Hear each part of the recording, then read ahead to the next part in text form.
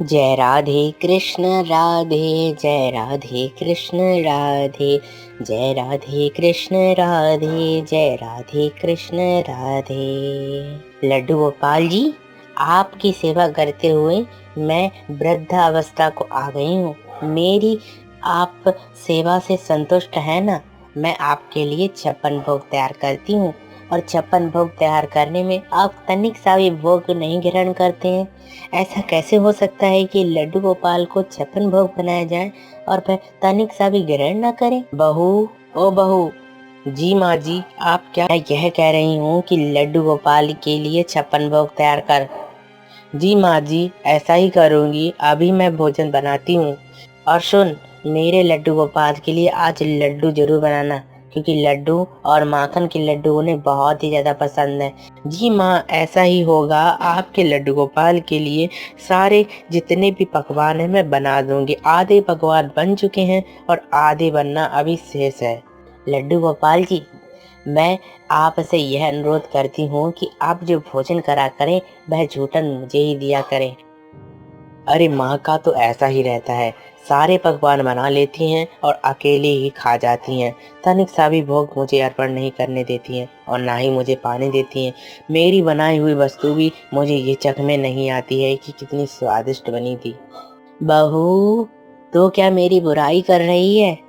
माँ जी, आपकी बुराई कर कर क्या मैं नरक में जाऊंगी? सास की बुराई करने से मुझे क्या लाभ मिलेगा? सास तो माँ के बराबर होती है। बहू, तुम एकदम ठीक कहती हो। मैंने तुझे अपना लड़का दिया है और लड़का देने के पश्चात तू इस घर में सुखी से रह रही है। जी माँ जी, ला मैं अपने ठाकुर जी को भोजन कराऊं। आइए प्रभु, भोजन कीजिए। इस बुढ़िया का हाल और ख्याल रखिए। इतने बरसों से इस बुढ़िया ने आपको खिलाया है, इस बुढ़िया की थोड़ी लाज रख लीजिए। प्रभु पाइए।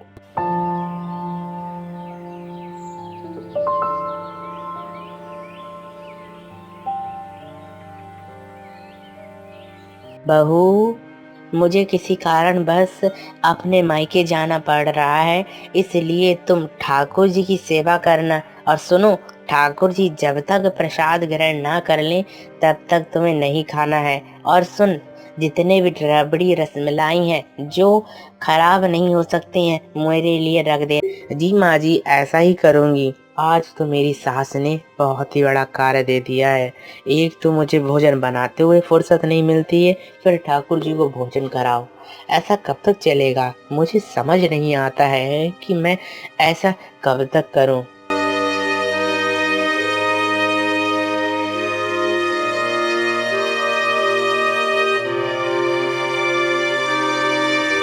लड्डू गोपाल जी, लीजिए, यह खाइए प्रसाद और से शीघ्र बताइए कि कौन सी स्वादिष्ट बनी है व्यंजन और कौन सा स्वादिष्ट नहीं बना है। और सुनिए, जब तक आप नहीं आएंगे तब तक मैं नहीं हट सकती हूँ, क्योंकि मेरी सास बहुत ही ज्यादा तेज है और जिसके कारण मुझे वह दंड भी दे सकती है। और मेरे पति तो मेरी बात मानते ही नहीं है, इसलिए आप ही आ जाइए और प्रसाद को ग्रहण कीजिए।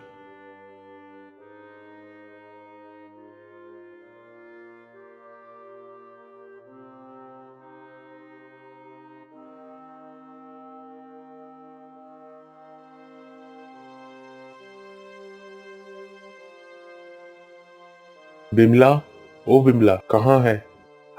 अभी आई, लड्डू गोपाल जी को भोजन करा दूं उसके बाद ही मैं आऊंगी। सुन बिमला, लड्डू गोपाल को भोजन कराने के बाद आज प्रसाद मुझे भी दे देना, क्योंकि माँ तो जितना भी भोजन बनाती हो तुम और जितना भी वह भोग लगाती हैं खुद ही चट कर जाती हैं। और चट करने के बाद ही हमें तो जरा सा भी भगवान का प्रसाद नहीं मिलता है। जी प्रभु पाइए।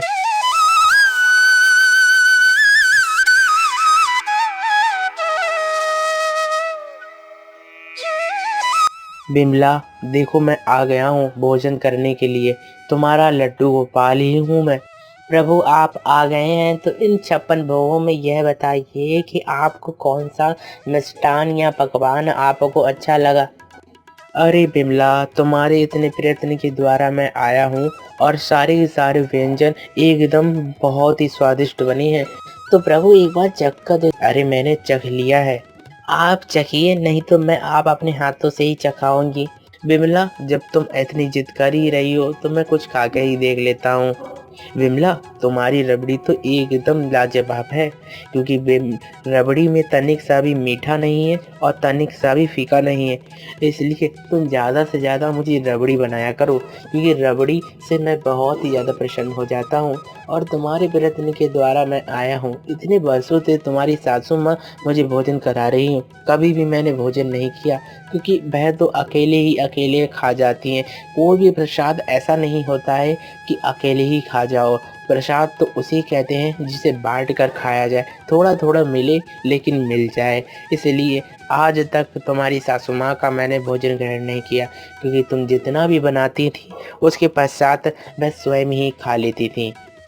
तो प्रभु, आपने ऐसा क्यों किया? मेहनत तो मैं करती थी, सासू माँ तो नहीं। तो सासू माँ से यह कहना कि वह यह गलती करती हैं कि वह स्वयं ही उस भोजन को कर लेती हैं, और भोजन करने के बाद ही वह किसी को भी तनिक सा भी नहीं देती हैं। प्रभु, ऐसा कीजिए, आप स्वयं ही आकर कह देना कि माँ, आप ऐसा ना किया करें, और जितना भी भोजन बना करें उसका प्रसाद बनने के बाद आप थोड़ा-थोड़ा सभी में बाँट दिया करें। अरे शांत रहो, तुम्हारी सासू माँ से तो मैं इस जन्म में क्या अगले जन्म में नहीं मिलूँगा, क्योंकि उनका स्वभाव ही बहुत बुरा है, और स्वभाव के कारण ही व्यक्ति का कर्म बन जाता है। कर्म बनते ही वह वैसा ही करता है जैसा उसका स्वभाव होता है।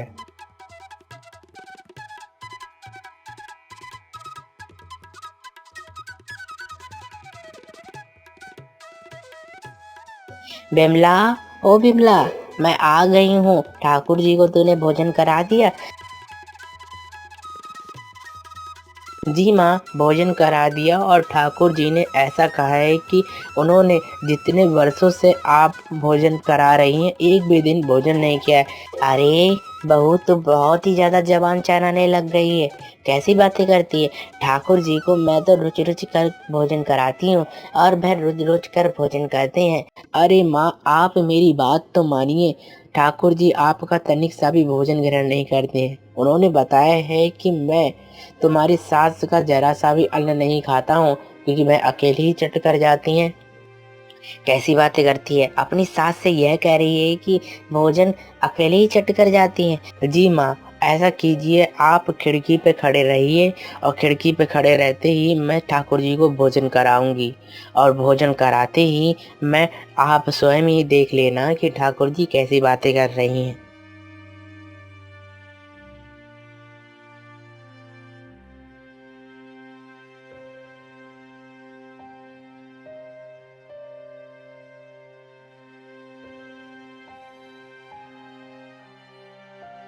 प्रभु, आइए और आप भोजन ग्रहण कीजिए, क्योंकि मेरी सासू माँ ने तो मना ही कर दिया है, कि वह कह रही हैं कि इतने सालों से मैंने ठाकुर जी को भोजन कराया, उन्होंने जरा सा भी नहीं खाया।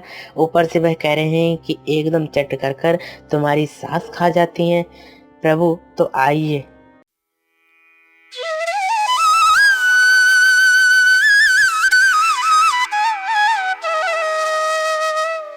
बिमला, तुमने अपनी सास को सारी बातें बता दी, जिससे सास में थोड़ा बहुत परिवर्तन अवश्य आएगा, तुम देख लेना। आपके लिए ये रबड़ी बहुत ही ज़्यादा सुंदर तरीके से बनाई है, और स्वादिष्ट भी बनाई है। आप इस रबड़ी का भोग लगाइए। हाँ बिमला, तुम्हारी रबड़ी तो एकदम लाजवाब है। तुम्हारी रबड़ी को पाकर मैं तृप्त हो जाता हूँ। तुम्हारी रबड़ी में वह स्वाद है जो मुझे तुम्हारी सास की भोग लगाने में स्वाद नहीं आता है। बताओ, इतने वर्षों के बाद भी मैंने प्रभु का भोजन कराया, एक ही दिन भी भोजन करने के लिए नहीं आए। लेकिन यह बिमला, जो प्रभु को केवल भोजन करने के लिए बुलाती है, तुरंत ही प्रभु आ जाते हैं। बिमला सुन, तेरे प्रभु जब आए तो उनसे एक शर्त तो कह देना कि प्रभु, जो गलती मुझसे हुई है वह गलती अब बाद में नहीं होगी। प्रभु तो मान जाते हैं, प्रभु तो करुणा निधान है। जी माँ, ऐसा ही करूँगी। प्रभु आइए और भोजन कीजिए, और मेरी सास के एक सवाल का जवाब दीजिए। बिमला, बताओ तुम्हारा सवाल क्या है? बिमला, मेरी माँ ने कहा है कि आपने तनिक सा भी उनका भोजन ग्रहण नहीं किया और भोजन ना ग्रहण करने के कारण ऐसा क्या कारण रहा? तो विमला, मैं तुम्हें पहले ही बता चुका हूँ कि तुम्हारी सास सारा का सारा भोजन जितना भी मैं प्रसाद बनाता हूँ वह सारा का सारा चट कर जाती हैं। इसलिए अपनी सास से कहना अब से वह सारी श्रद्धा के संग भक्ति करे और मैं उन्हें शीघ्र ही मिल जाऊंगा और जितना भी वह प्रसाद भोजन है वह सबको बांट कर खाए। बांट कर खाने में ही वह आनंद आता है जो अपने एक खाने में आनंद नहीं आता है। इसके पश्चात सासू माँ दिन रात श्री कृष्ण की पूजा करने लगी और जो भी भोजन बनाती अब तो वह मिल बांट कर खाने लगी। मिल बांट कर खाते ही ठाकुर जी प्रसन्न हो गए और प्रसन्न होने के पश्चात उनकी सासू माँ को मिल गए। सासू माँ बहुत ही ज़्यादा प्रसन्नता के संग रहने लगी और बिमला के कारण ही यह पता चला कि ठाकुर जी का प्रसाद अकेले ही चट नहीं करना चाहिए, स्वयं स्वयं खाएं और अपने परिवार वालों को साथ में लेकर ही खाना चाहिए। अकेले अकेले किसी भी प्रसाद को ग्रहण नहीं करना चाहिए।